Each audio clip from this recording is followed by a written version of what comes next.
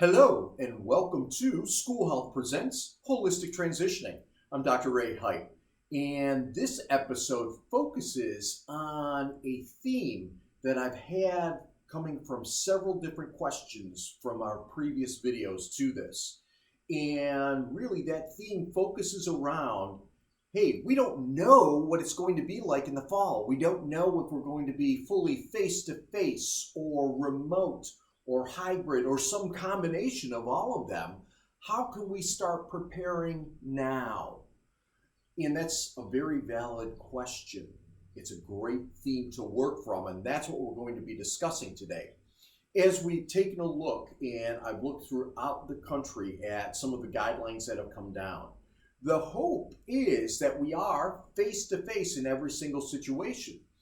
However, the reality is that may not be the case, as we're starting to see some second wave outbreaks occurring right now, and we're seeing some questioning as to how to best protect our students and our teachers health-wise as these things are going on. So I have heard everything from scheduling A days and B days where we alternate numbers of students coming in, kind of like block scheduling with an A day or B day. However, instead of having two different sets of classes, teachers, you'll be in Groundhog Day where you'll have the same classes go over and over, but with half of the number of students in those cases. We've also heard some cases where we may be looking at 4-day weeks so we can better prepare our classrooms and keep our classrooms as clean and sanitized as possible. We've heard about some hybrid programs where we'll have students come in a couple of days a week and everything else will be done in a remote format. We also have heard of some districts who have already committed to starting off the year in a remote format. So we're seeing a lot of different things. So as you're being inundated with information, again, it's very confusing. There is a way, though, that you can actually start preparing right now. And that is to really start by focusing on yourself. What do I mean by focusing on yourself? Well, think about this. And this is a psychological fact. We have all been through a great trauma as we ended the school year. We were suddenly shifted into this strange realm where we had to do our teaching in a remote manner. And for many of our exceptional students, that was so difficult because of the fact that they were taken out of their routines and put into this completely foreign routine they had never been in. And so we were there struggling, trying to figure out how we could best support them, how we could stay with what they needed to do, and at the same time, in many cases, take care of our own families at home too that also had educational demands going on. So it was a great balancing act. So the first thing that you need to be doing as a professional is taking a little bit of time, taking some deep breaths, finding time every single day. Those of you who've heard me speak before or who have worked with me in the past know that I will always tell teachers and administrators, you need to find that time for yourself every single day, even if it's 5 minutes. Here, after coming through that, you probably need more like 10 or 15 minutes where you just relax and really start to focus in on what you are doing and how you can continue to move forward within the context of an uncertain future in education. And when I say uncertain, it's not necessarily a bad thing, but it's a thing that we need to be prepared for. In education, we've always bounced back. We bounce back from horrendous things. We bounce back from questions within our own curricular standards. We bounce back no matter what the issues have been, and we will bounce back now, and we've always been stronger. So let's take a look at some of those other things after you've taken care of yourself that you can be doing. The next question you want to ask after you've said, okay, what do I need to do? How do I need to relax? How do I need to get some balance in my life? Ask what you would normally be doing in preparation for your classes in the fall. What are those things that go on? I have talked to some teachers who had said, well, I'd be reading this and I'd be doing this and designing some lesson plans. Great. Use that as the basis for what you're doing next. But realize this, when you're designing your lesson plans, design them for differentiated instruction. And now differentiated instruction really takes on a whole new level when it comes to that meaning.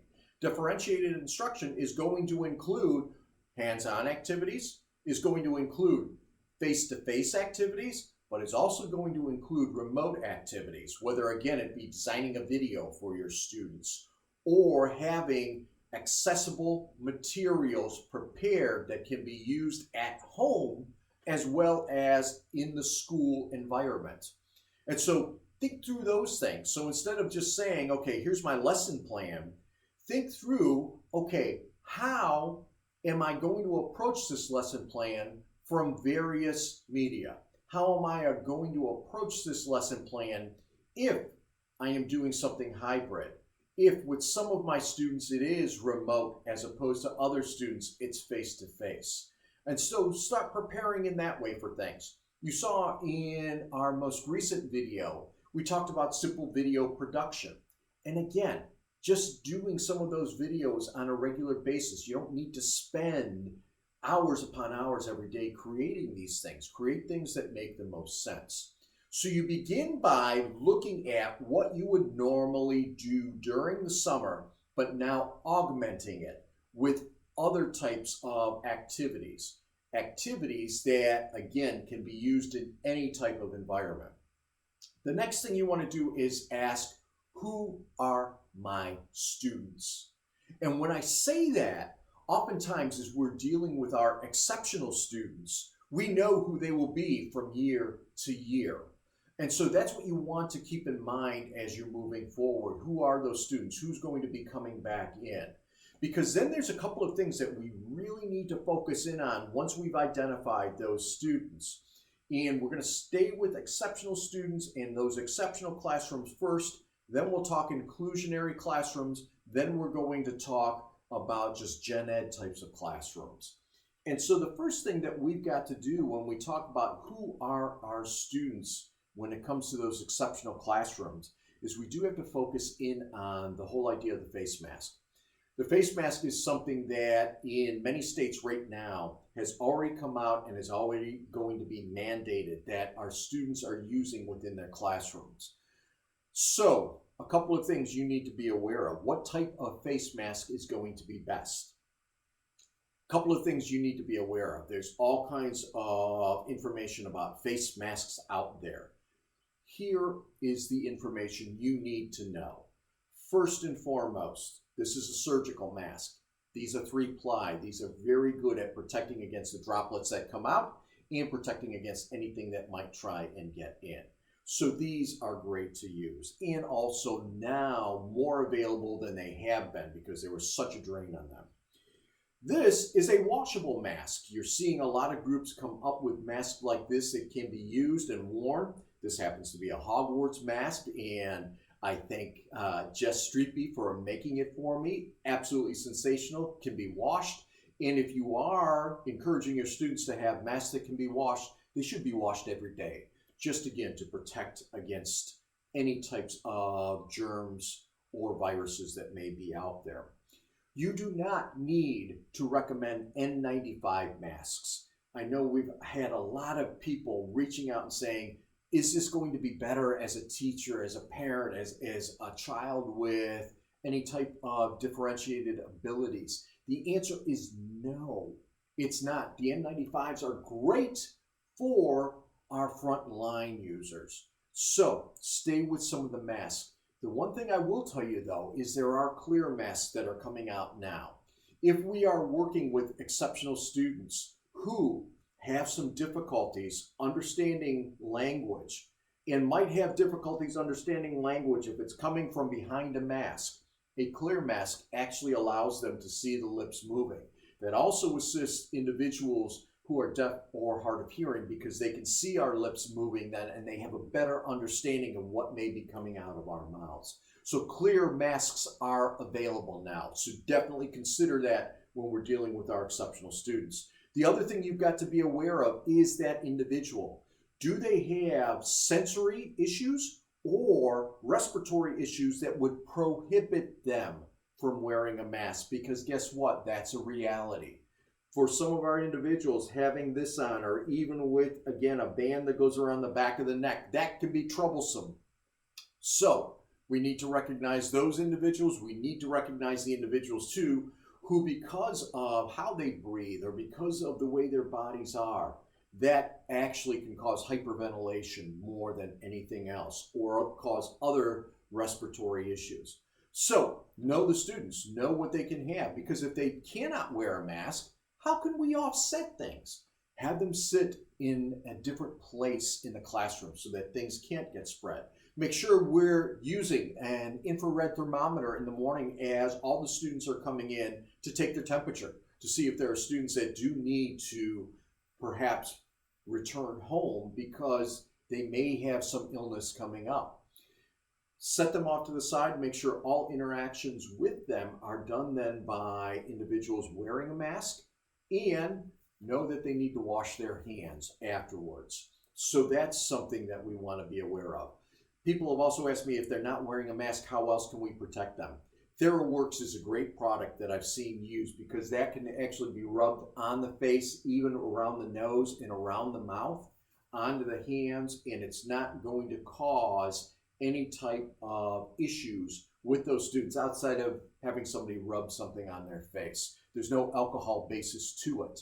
And what we're seeing more and more is the prolonged use of alcohol-based hand sanitizers can actually damage the skin. And so TheraWorks is a great product that is an alternative to that.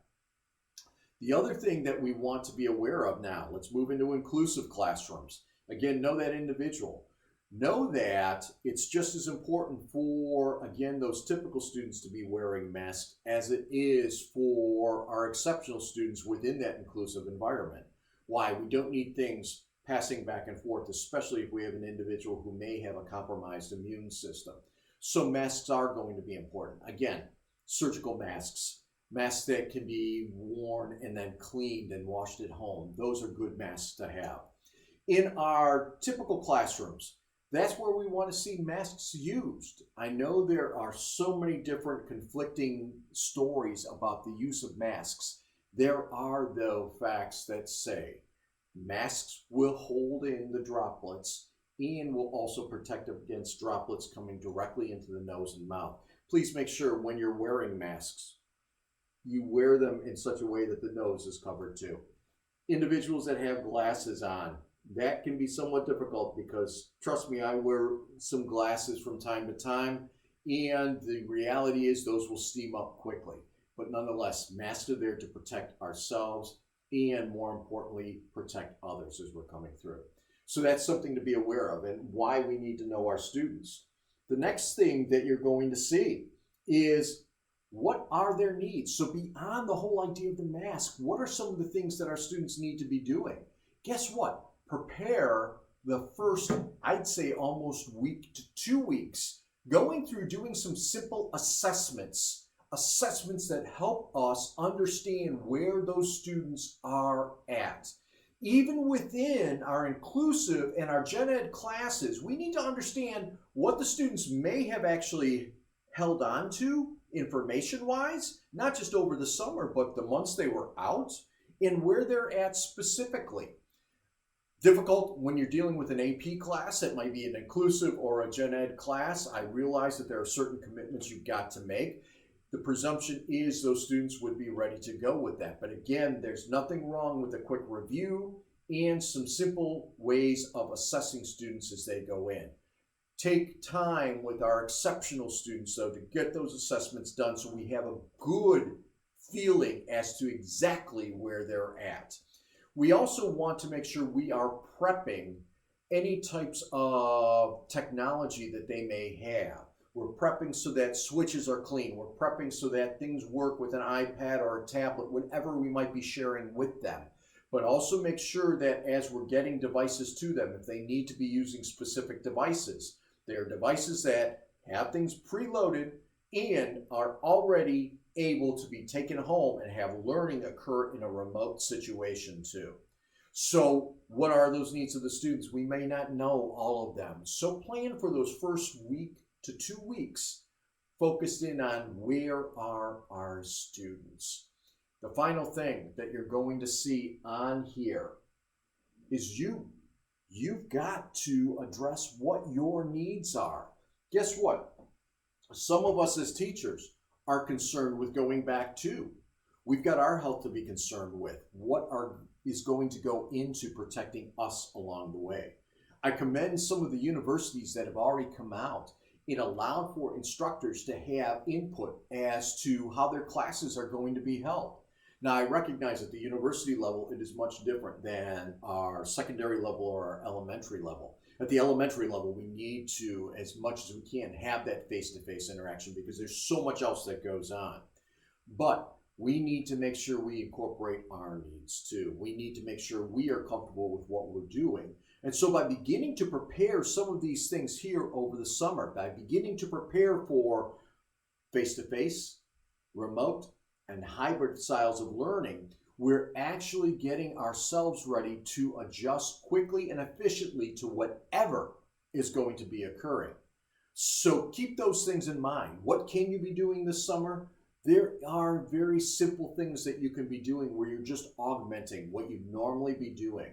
But the two groups you've got to keep in mind are, of course, the students. Who are they and what are their needs? But also, more importantly, keep focus on yourself. You've got to stay healthy too, because if you're not healthy, you're not going to be doing anyone any good. So protect yourselves this summer. Eat well, get some exercise when you're able to get out and do that. Enjoy time with your family. Find time for yourself every single day and find little bits and pieces of time where you can also start to take what you've done, what you've amassed over the years for your overarching curricula and make adjustments so that that curricula is augmented, is differentiated, and is stronger to provide a base of learning for our students than it ever has been. I thank you all for what you're continually doing, and I wish you nothing but the best and an enjoyable and relaxing, healthy summer.